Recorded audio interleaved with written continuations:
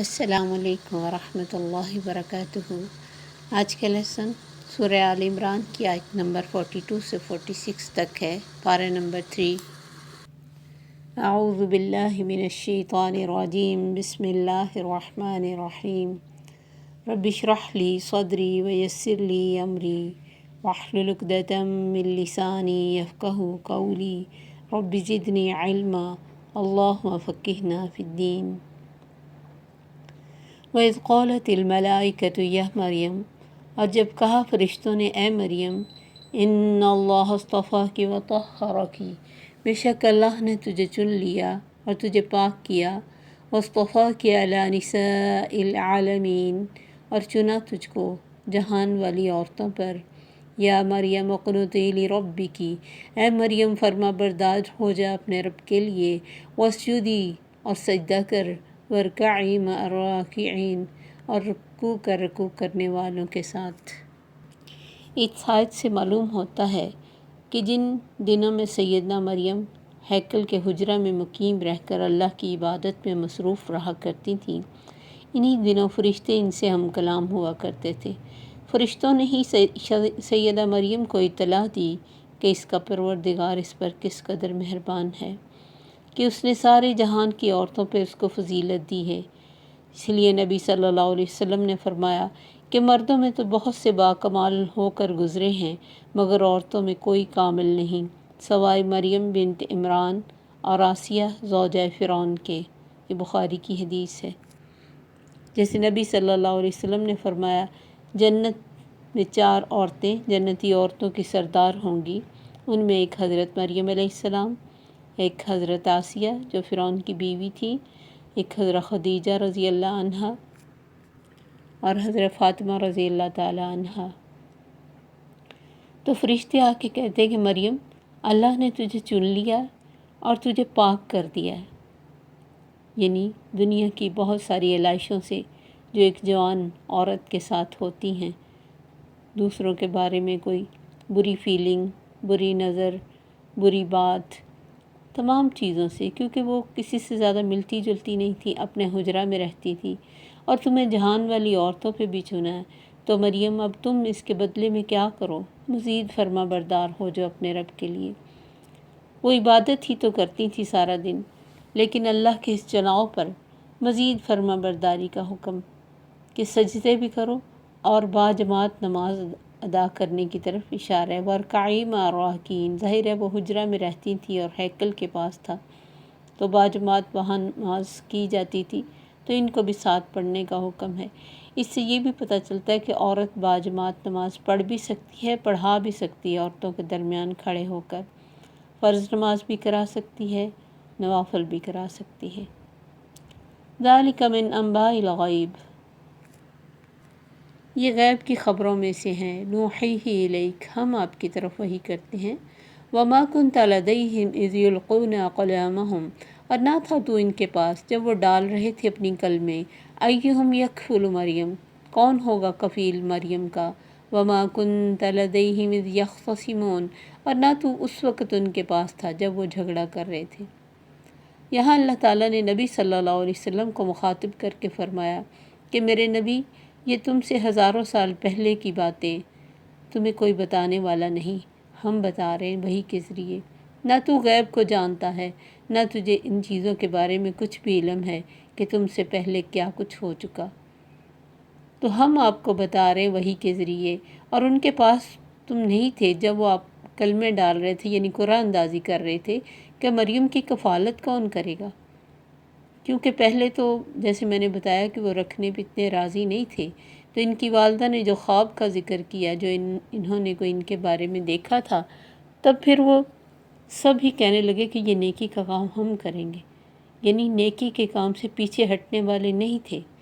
بڑھ کے حصہ ڈالنے کے لیے اس میں شامل ہو گئے۔ آخر کار فیصلہ قرآن اندازی کے ذریعے کرنا پڑا کہ کون ان کی کفالت کرے گا، حالانکہ ایک چھوٹے سے بچے کو سنبھالنا، اس کی ساری ذمہ داری، اس کے لیے راتوں کو جاگنا، اسے سارا کیئر کرنا، اس کی خوراک کا، اس کے چھوٹے بچے کی ضروریات کس قدر زیادہ ہوتی کہ وہ خود کچھ نہیں کر پاتا، لیکن کوئی بھی اس ذمہ داری سے بھاگنے والا نہیں تھا۔ وما كنت لديهم اذ يختصمون، اور آخر قرآن اندازی جیسے ان کے خالو جان حضرت زکریا علیہ السلام کے سپرد ہوئی اور ان کا نام نکلا، تو اللہ فرماتے تم تو اس وقت نہیں تھے جب وہ آپس میں جھگڑا کر رہے تھے کہ کون اس کی کفالت کرے، کون اس آنر کو لے۔ اذ قالت الملائکہ، پھر جب کہا فرشتوں نے اے مریم، ان اللہ، بے شک اللہ تعالیٰ، یبشرک بکلمۃ منہ اسمہ المسیح عیسی ابن مریم وجیہا فی الدنیا، اللہ تجھے خوشخبری دیتا ہے ایک کلمہ کی اس کی طرف سے جس کا نام مسیح عیسی بن مریم ہوگا، جو دنیا میں بھی عزت والا ہوگا اور آخرت میں بھی، اور مقربین میں سے ہوگا۔ اب فرشتوں نے جب وہ جوان ہوئیں تو آ کے اطلاع دی، جیسے سورہ مریم میں آتا ہے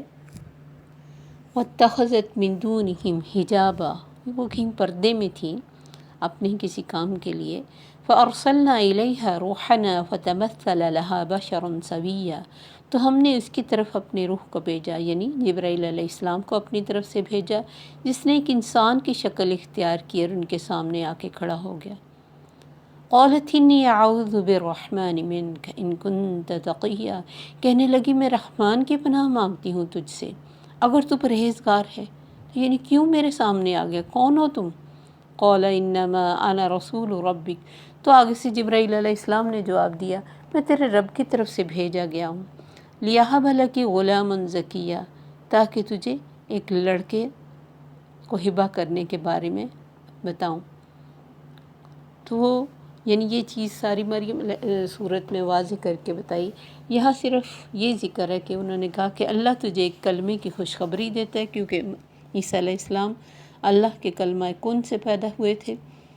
تو ان کے بارے میں کہا کہ وہ مسیح عیسیٰ بن مریم دنیا اور آخرت میں عزت والا بھی ہوگا اور اللہ کے مقرب لوگوں میں سے ہوگا۔ لیکن اتنی بڑی خوشخبری سننے کے باوجود کیا انہیں خوشی ہوئی ہوگی؟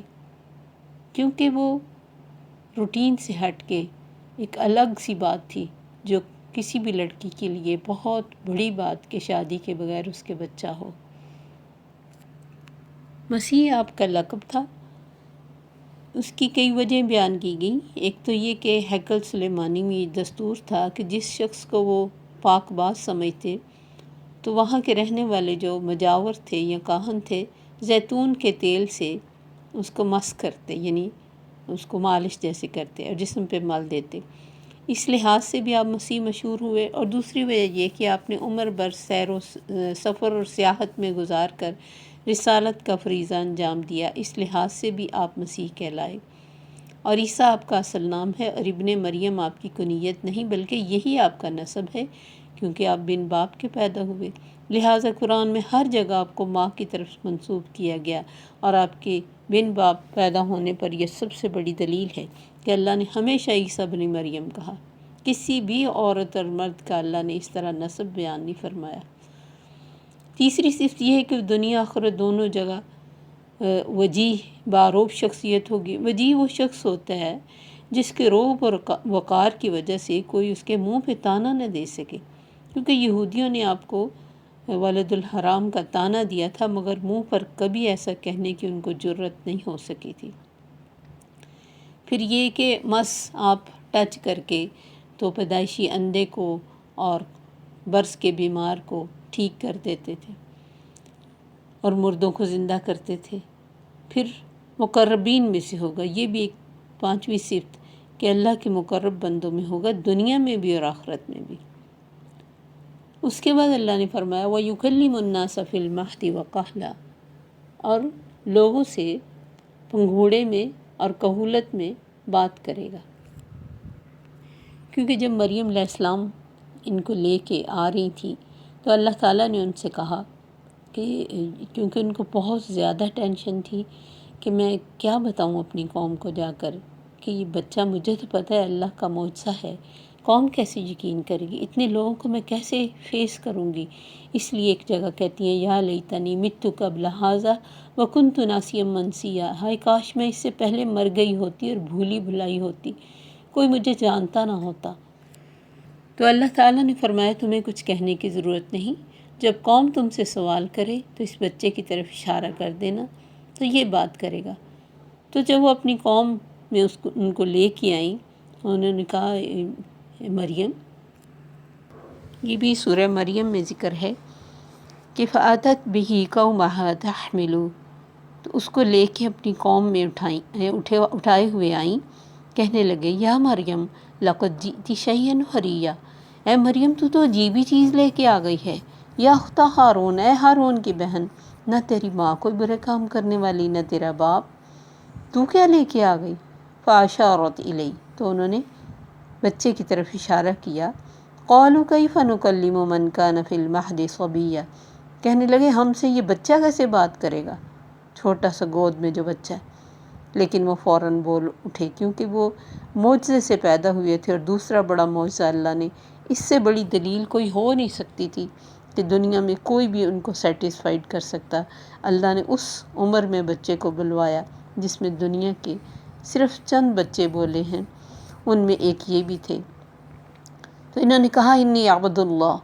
میں اللہ کا بندہ ہوں، آتانی الکتاب وجعلنی نبیا، اس نے مجھے کتاب دینی ہے، یعنی دی، یہاں کہا کہ اس نے مجھے کتاب دی اور مجھے نبی بنایا، وجعلنی مبارکا اینما کنت، اور مجھے برکتوں والا بنایا جہاں بھی میں رہوں، واوصانی بالصلاۃ والزکاۃ ما دمت حیا، اور مجھے نماز اور زکوٰۃ کا حکم دیا جب تک میں زندہ رہوں۔ ابھی پڑھنے کا کوئی ٹائم نہیں، ابھی 7 ایئرس کے ہوئے نہیں،